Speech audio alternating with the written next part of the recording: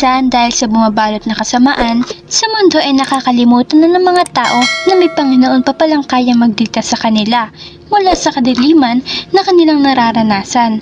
Masyado kasi nagpabulag ang mga tao sa kasamaang nakapaligid sa kanila, kaya naman minsan ay tuluyan na silang tinatakasan ng pag-asa at matibay na paniniwala sa buong may kapal na gumawa ng lahat.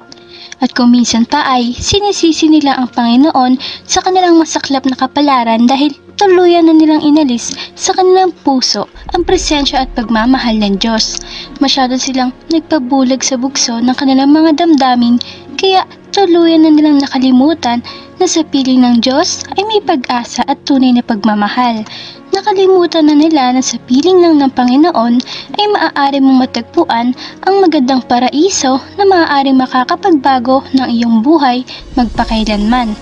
Tara na mga kakwentuhan, atin ang tunghayan at pakinggan ng panibagong istoryang mapupulutan ng aral at magbibigay inspirasyon sa buhay. Kwentong pinamagatang Heaven. Isa si Heaven sa mga taong tuluyan ng nakalimutan at tinalikuran ng Panginoon. Masyado rin kasi naging marahas sa kanya ang tadhana, dahilan para hindi na siya maniwala pa sa Panginoon na sinasamba ng karamihan sa buong mundo. Wow! Sexy talaga! Napapasipol pang sigaw ng ilan na ikinangisi lamang ni Heaven. Kasabay ng pagtugtog ng panibagong nakakaindak na kanta ay ang mapang-akit na pagsayaw naman ni Heaven sa harap ng madla. Tanging bra at panty na kulay pula lamang ang kanyang suot dahilan para magwala ang mga nanonood, mahawakan at mahagkan lamang siya. Mas lalong nagsigawan ang mga kalalakihang nanonood sa kanyang pagsayaw. Lahat ng mga ito ay puno ng pagnanasa ang mga mata at mukhang dahil sa taglay din na ganda niya. Habang patuloy na sumasayaw ng mapang-akit ay hindi nawala ang isisan ng aakit na mukha ni Heaven. Tila ba mas lalo niyang inuudyok ang mga kalalakihang nanonood sa kanya upang mas mapukaw niya ang init ng mga katawan ng mga ito. At hindi naman siya nabigo dahil parang mga leon ang bawat kalalakihan na tila ba naghihintay ng kanilang bibiktimahin. Isang ngiti ang umukit sa kanyang labi nang sa wakas ay matapos siya sa kanyang pagsayaw. Agad na umugong ang reklamo ng bawat isa dahil halatang nabitin silang lahat sa nangyaring palabas. Tila bingi naman na bumaba si Heaven mula sa entablado at hindi pinansin ang mga kalalakihang nagbabalak na ikama siya sa gabing iyon. Napapailing na lamang siya habang may ngisi pa rin sa kanyang sobrang pulang labi dahil sa pulang lipstick na kanyang inilagay sa labi niya bago siya tuluyang taas noo lamang na nagpatuloy si Heaven patungo sa opisina ng kanyang amo upang doon muna panandali ang magpahinga. Kahit pa paano ay nakaramdam siya ng pagod dahil mahigit 1 oras din siyang sumayaw sa lahat ng tao. Isang katok muna ang ginawa ni Heaven bago siya nagpasya na buksan ng pinto. Isang ngiti agad na umalpas sa labi niya na makita kung sino ba ang nasa loob ng silid. Good evening, Mamshi. Kamusta naman ang buhay? Ngiti ni Heaven bago tuluyang naglakad papalapit sa babae na prenteng nakaupo sa isang swivel chair. Agad niya itong hinalikan sa pisngi at nagpa siyang umupo sa single sofa na nakapwesto sa gilid lang ng office desk dito. Wala namang bago, ganun pa rin ang takbo, mabagal. Napabuntong hininga ang babaeng tinawag ni Heaven na Mamshi.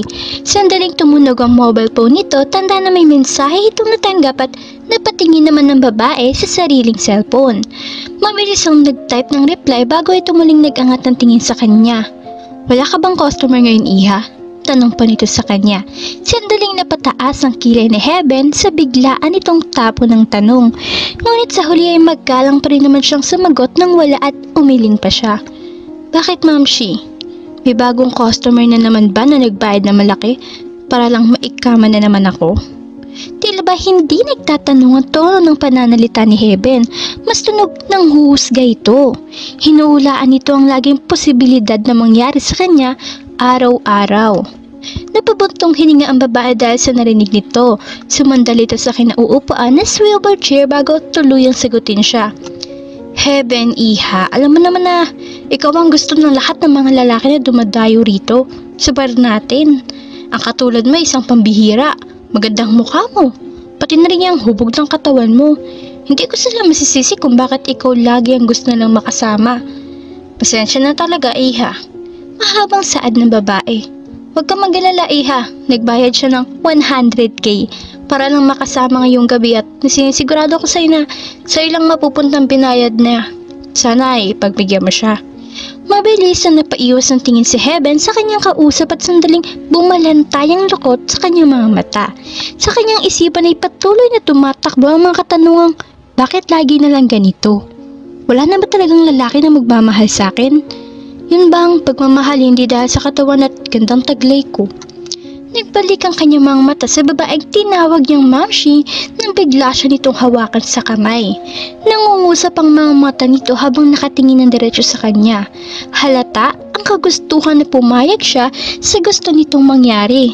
Napapabugan ng isang malalim na buntong hininga na napaiwas ng tingin si Heaven bago pilit nang ngumiti at tumango.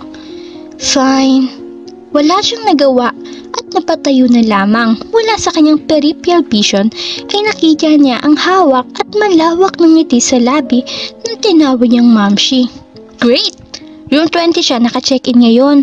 Pakipuntahan na lang siya, Iha ha? Salamat!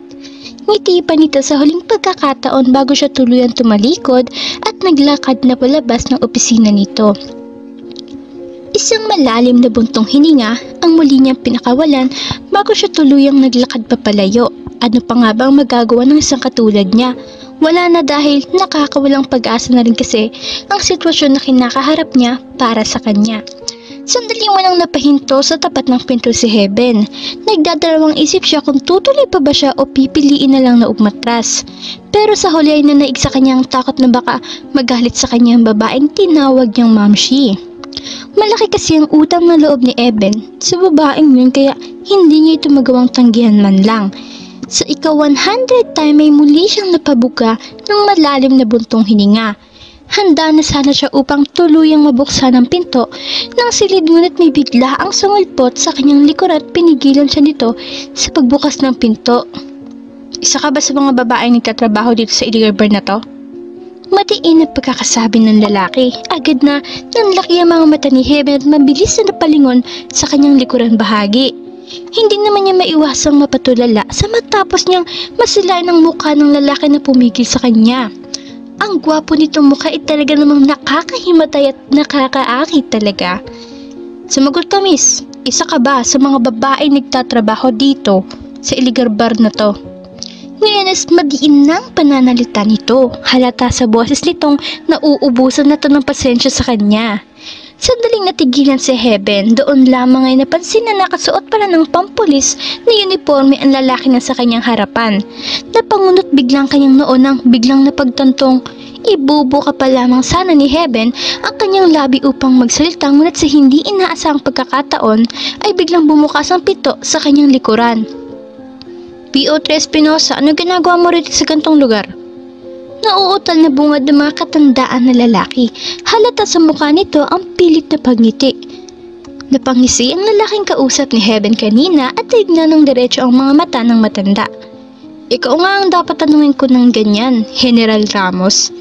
Hindi ba dapat nasa opisina ka ngayon at naghahanap ng paraan para matugis ang mga iligar na bar sa mundo?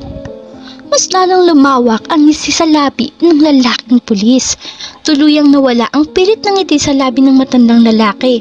Pasimple nitong inilabas ang isang baril ngunit mas mabilis ang naging kilos ni P.O.3 Espinosa.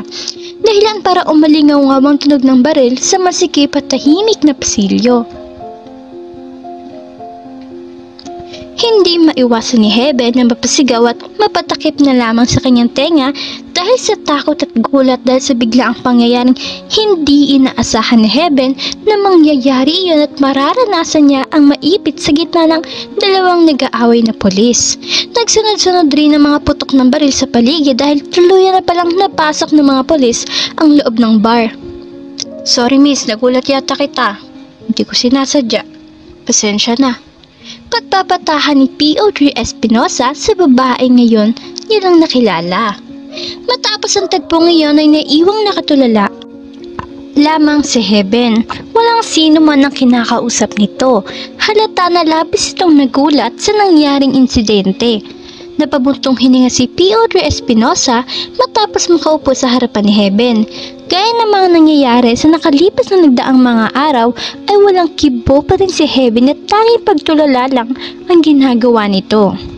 Ang hindi alam ng lahat ay parang sirang plaka na nagpaulit-ulit sa utak ni Heaven ang pagkamatay ng babaeng tinawag niyang Mamshi na siya rin mismo ang may-ari ng bar. Hindi na alis sa isip niya ang itsura ng mukha ng babae. Nangungusap ang mga mata nito habang nakatingin ng diretsyo sa kanyang mga mata, tila ba nang hihingi ito ng tulong upang iligtas ito mula sa nagbabadyang kamatayan. Ngunit nanatiling nakatingin lamang sa Heaven kay Mamshi hanggang sa tuluyan na itong binawian ng buhay. Nagsisi si Heaven dahil wala man lang siyang ginawa ng mga oras na iyon.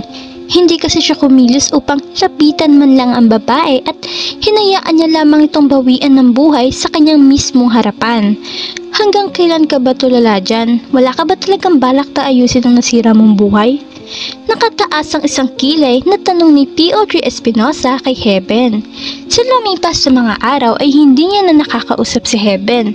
Naging busy din kasi siya sa kanyang trabaho bilang isang pulis. Ngayon niya palang binalak na kausapin ito matapos ang nangyari sa pagtugi sa illegal bar na kinaroroonan nito.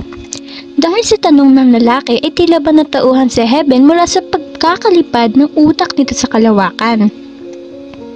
Wala kang alam sa nararamdaman ko. Isang masamang tingin ang ipinigol ni Heaven sa lalaking kaharap niya. Madiin man ang pagkakasabi niya ngunit wala namang sinabi ang kanyang mga mata nagsimula ng lumuha. Nagulat man sa pagsagot na ginawa ni Heaven ay nanatili lamang ang kanyang kilay ng kataas habang nakatingin pa rin ang diretsyo sa mga mata ng kausap. Tama ka, wala nga akong alam kung ano man ang nararamdaman mo ngayon. Pero hindi mo ko masisisi.